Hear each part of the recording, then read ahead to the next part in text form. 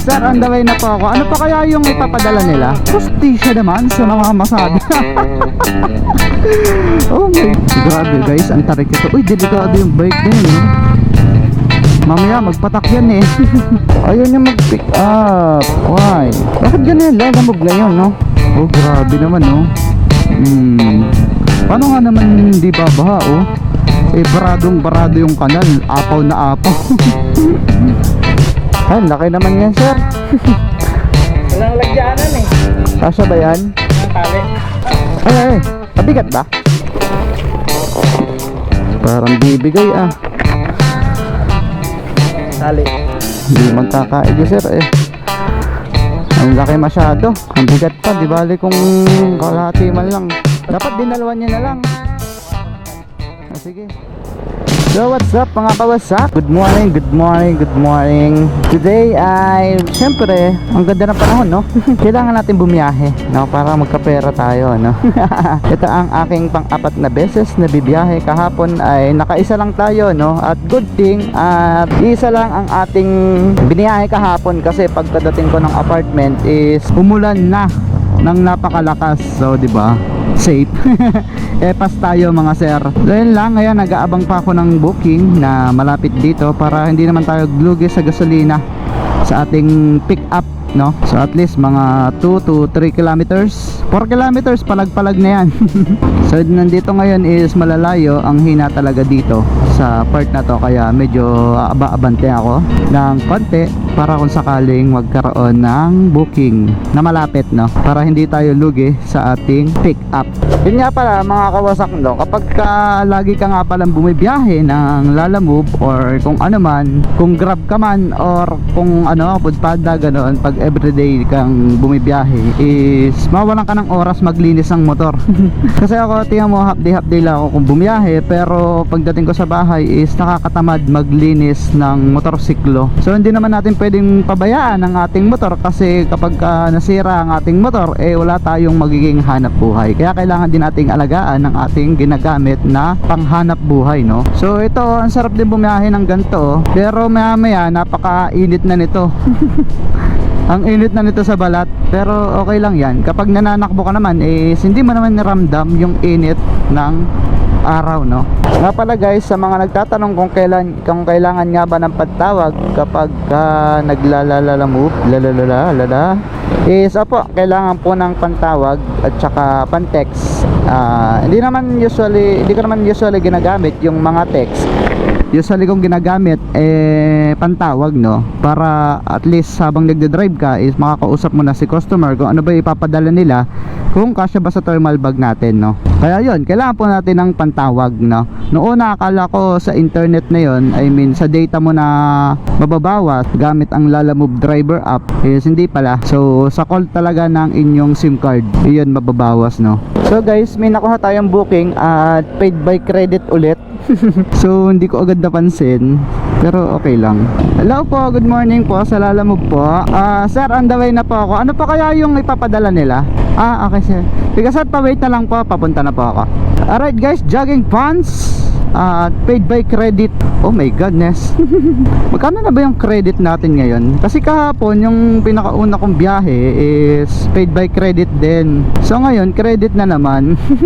So meron tayong 336. At yan yung ginagamit natin, yung credit na yan, no? Yung balance ko do sa wallet. Tapos kapag paid by credits, dyan siya dadagdag. Itong wallet na to, ginagamit natin yan ay sa mga pag kinakaltas ng Lalamove. O diba, nagkakaltas sila dyan kada fare mo. Kaya dyan nila binabawas yan, di ba? Ang katulad nga sinabi ko, ang bayad ni customer kay Lalamove is mostly ay cash. Paano naman si Lalamove dyan, yung kanilang porsyento sa kada biyahe natin. So dyan nila kinukuha, dyan kinukuha ng Lalamove. Kailangan mo din yan loadan if ever na paubos na yan, kasi hindi ka makakabiyahe kapag walang laman ang iyong wallet sa Lalamove driver app.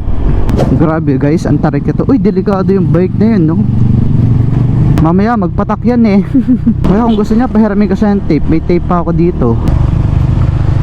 Grabe mga kanal dito guys, so barado, oh. Ang taas ng tubig. Maulang kasi kagabi eh. Tapos nakita ko yung ibang kanal, apaw talaga. Tawagan natin sir guys. Walang bahay dito eh. Tapos yung katabi court. Hello sir, nandito na po ako sa pin location. Papasok po kayo ng Belmont. Apa, diretso lang po. Nandito po kasi sa tabi ng court. Bali, pagpasok mo ng Belmont, kakanan ka. Itong may court nga sir, no? Hindi ko kasi napansin eh. May card. Okay, nasa loob na po ako. Belmont, kakanan ka, tapos kakaliwa. Ito yung unang kanto, kanan. Tapos unang kanto po, kaliwa. Tapos kaliwa, dalawang kaliwa. Okay, okay. Dito na po ako sir sa Living Water. Kaliwa. Sa unang kanto, kaliwa ulit. Okay na sir, diretso lang. Ay, kaya ba yan nakasando sir? So guys, I'm here. Ay, laki naman yan sir. Walang lagyanan eh. Kasya ba yan? Ng tali. Meron, tape ko na lang kaya siguro. Baka naman kasya dito yan, no?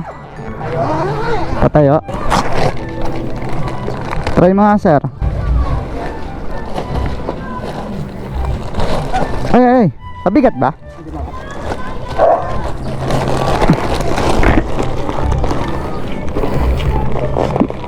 Parang bibigay ah. Tali.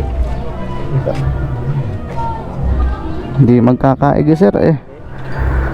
Ang laki masyado. Ang bigat pa. Di bali kung kalahati man lang. Dapat dinalawan nyo na lang. Kuha ako ng gas. Sige. Para isa sa likod ko, isa sa thermal bag. Dapat sa ganito mga sedan na eh. Dapat dinaluwa na lang na ano. Dalawang plastic. Grabe guys. Ang laki naman. So kaysa masayang ating punta dito, is pinahati na lang natin kay sir, no? Ang bigat niya. Delikado. Hindi naman ganun katibay ang ating lalamove bag para sa ganyang kabigat. Patahian ba yan, sir?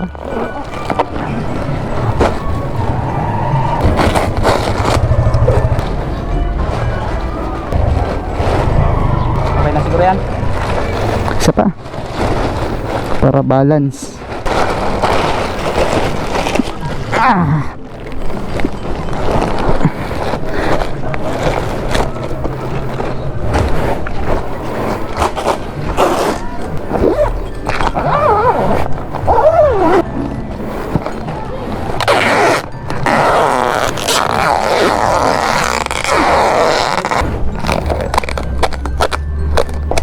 Sige sir, okay na. Ayaw sa ano eh. Ayaw mag drop off kasi yung pin location malayo. Ano kaya to? Nandun sa kabila eh. Yun lang ang problema. First time ko yan ma-encounter. Navigate pa din nakalagay. Sir, tawag na lang pag may problema. Alright guys, so babalik ako dun sa aking pin location. Grabe namang tayo ko dito. Tingnan nyo. Tingnan naman yung tayo ko oh. Grabe naman. Instant lalamove na talaga ako. Ang hirap. So, wala ba itong dagdag? Paid by credit pa. So paano tayo makakapagsabay niyan kung ganto-ganto yung mga booking, no? Grabe naman. Sana pala kinancel ko na lang. So sayang naman yung pagpunta natin dito. So di na mauulit to. Next time papakancel ko na lang. So dito tayo dito yung pin location niya. 250 meters din ang layo papunta doon sa bahay ni customer, no? So nandito pa din, no? Grabe naman. Paano to? Guys, help me. Mabagal ang internet ko. So 20 meters pa. Nung minsan pwede yung ano eh, kahit medyo malayo kaya lagpas. Wala namang naging kaso. Pero ngayon bakit ganito? Ayaw niya mag-pick up. Why? Bakit ganun lalamove ngayon, no? So guys, patay oras. At ilang minuto na ako dito. At ngayon, buti na lang nakachat ko ulit yung nasa lalamove, no? So ang hirap naman ito. Hirap na hirap ako magsakay dito. Tapos makakancel lang. Try natin yung best natin para madala to. So guys, okay na. Walang ya. After ilang minutes. So guys, pag nangyari sa inyo to ha, ang gawin niya lang is call the customer muna. Dito oh.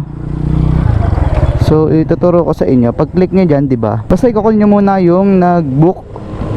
Tapos saka siya magi-start ng ano, saka mo siya pwedeng lagyan ng arrive. Oh my god. So babalik tayo guys. Doon din ang daan kung saan tayo nagmula kanina. Okay na, salamat. Kinabahan ako doon. Akala ko kung mababaliwala ba tong ano eh. Itong dala ko eh. So hirap na hirap ako dito tapos mababaliwala. Ay, ano ba yan? Tama, hindi deliver ko na to guys. At may kalayuan ng konti. Pero baka pwede kong padagdagan. So sana kung di naman nila dagdagan eh okay lang. Kaso nga lang is please padagdagan. Wrong pin na nga. Ang layo-layo pa ng pin location papunta dun sa pinag-pick upan. Tapos ang laki-laki pa ng dala. So tawagan ko na lang ulit yung ating pagdideliveran. Hello po ma'am, bale sa Lalamove po ito. Pasensya na po't natagalan at nagka-problema lang sa pin location ng ating pick up point, pick up pin. So bale okay na naman po, on the way na po ako dyan. Okay, pantay na lang po. Thank you. Gano'n no, baka medyo maawa. Baka medyo maawa no. O diba? Eh wala namang masama. O bigyan tayo ng 20 o kahit 50. 50. So dapat lang, ang hirap-hirap ng pwesto ko dito. Tingnan mo yung pwesto ko, yung tuhod ko lagpas na. Grabe naman. Tapos babayadan nyo lang ako ng 89 pesos para dito. Hostisya naman sa namamasada. Oh my godness. Hostisya ba? Hostisya lang. Kaya pag di ako binigyan ng tip, uuwi na ako, tatampon. Lang guys, on the way na tayo. Kahit na, tingnan nyo ng aking pwesto, kahit na medyo mahirap yung ating pwesto, kailangan natin i-deliver to, no? So be wise, kahit naman di ako bigyan ng tip, i-deliver at i-deliver ko din to, no? So bayad na naman na yung fare via credit. Sa Lalamove app siya papasok at hindi sa cash. O tamo, ito yung kaninang ano, ang lalim dun sa kabila guys. Buti lang mababaw dito sa gilid. Tapos ito papakita ko sa inyo. Uy, instant car wash. Malinis naman siya guys. Ito yung kanal yung kanal na nagbara. Asan ba yan? Sa kabila ata. Yan ito oh grabe naman Paano nga naman di babaha baradong barado yung kanal. Apaw na apaw.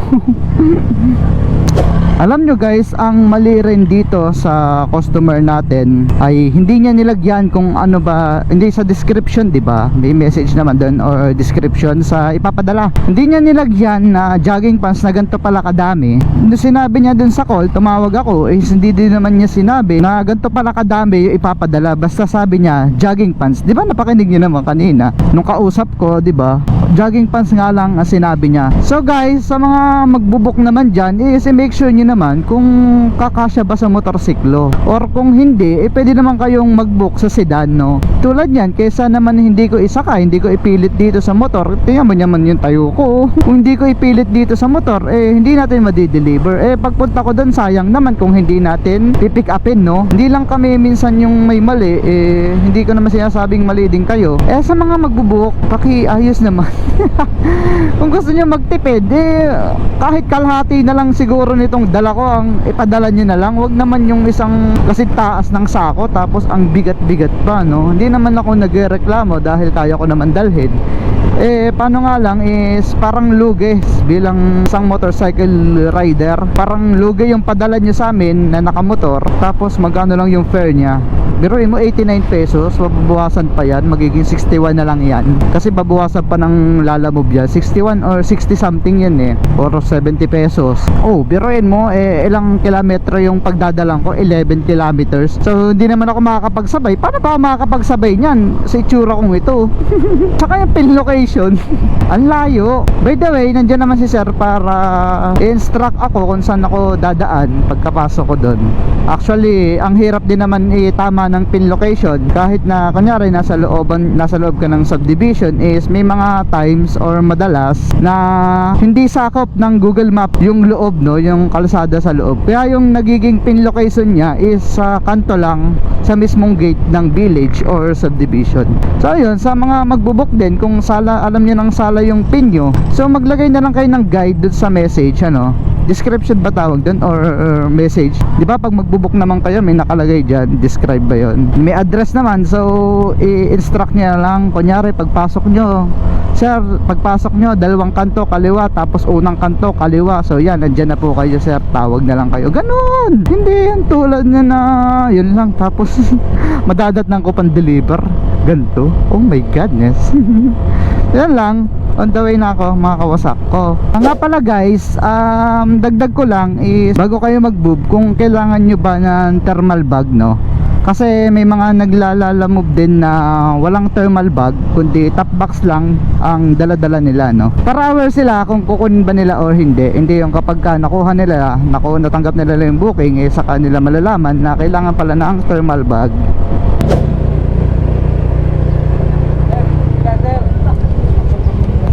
Sa kabila pa. Sorry, di ko napansin. PL Drive.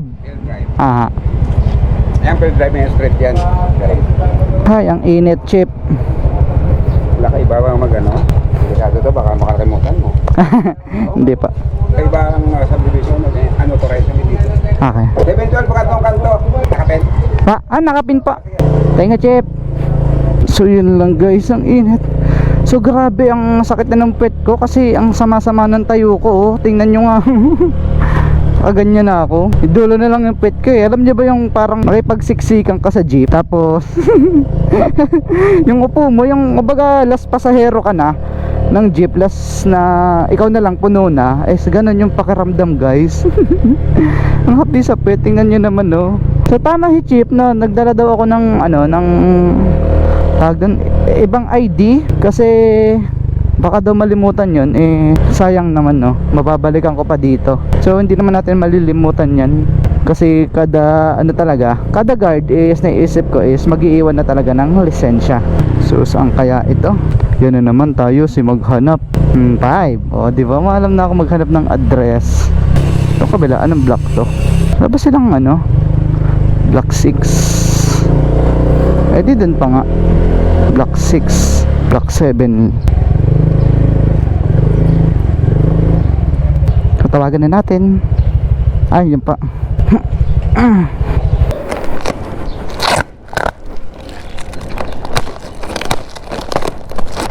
So bali dalawa po yan. So, pinaghati ko na po kasi hindi po kasya eh.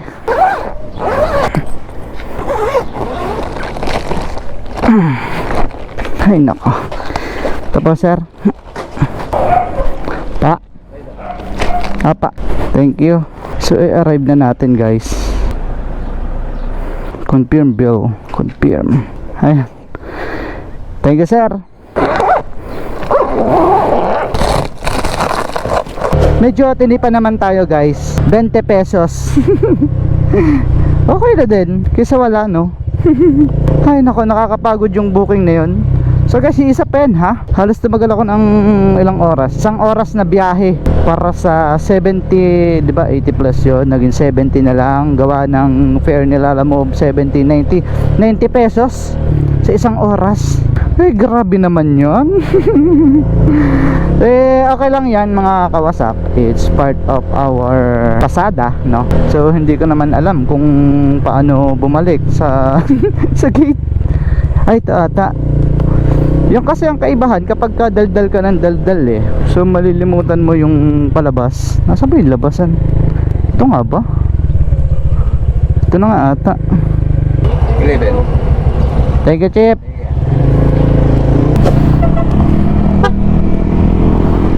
Yan, ganyan dapat, oh. Diyan dapat kinakarga yun. Oo nga, nagreklamo pero siya, oh, damo. Shopee yan, boy. Okay, GNT yan, mga ganun, no. So na, mga kawasak, ako ay pauwi na. At first and last booking na naman. For 90 pesos. Pero okay lang yan. At least may upload tayo for today's video. At meron pa akong ibang gagawin. As usual, sinasabi ko sa inyo, hindi lang naman ito yung ating pinagkakakitaan. Dahil lang guys, yun lang yung payo ko sa mga magbo-booking, no? Hindi lang naman to para sa mga naglalala move. Ito ay para din sa mga nagbo-booking ng Lalamove is please i-consider nyo naman yung pagsasakyan ng inyong ipapadala, no? Kung karapat dapat ba yan sa motorsiklo, kasi Lalamove to. Kung Shopee, maintindihan ko pa talagang punuan sa motor yan, at mas madaming parcel is mas madaming kita, mas madaming deliver is mas madaming kita, no? Pero tayo sa Lalamove is same day tayo, same day deliver. Pagkakuha ko sa inyo, pagkakuha namin sa inyo is i-deliver namin ora mismo sa inyong gustong pag-deliveran, no? Kaya mga kawasak, happy booking sa inyo at good vibes lang tayo palagi kahit may mga problema tayong pinagdaraanan. Kahit na nagkakaroon tayo ng problema sa kalsada or saan man, katulad kanina, kasi syempre hindi naman ako matagal pang naglalalamove, kaya may mga problems talagang may encounter na dun mo lang malalaman kung paano solusyonan. Thankful ako sa Lalamove Help Support, para nandyan sila para gabayan tayo mga riders kung sakaling nagkakaaberya ng ganun, no? Hindi nila tayo pinababayaan. So yan lang, napaka-helpful ng Lalamove Help Support. So yan, ride safe always mga kawasak, lalo na sa ating mga masisipag na delivery rider. Like, comment, share, and subscribe mga kawasak ha, para sa mga gantong videos na mo, may mga na-encounter tayo na malay nyo, may encounter nyo din, edi alam nyo na yung solusyon, no? At in the future na mangyari sa inyo, no? So yan lang, ride safe always and peace.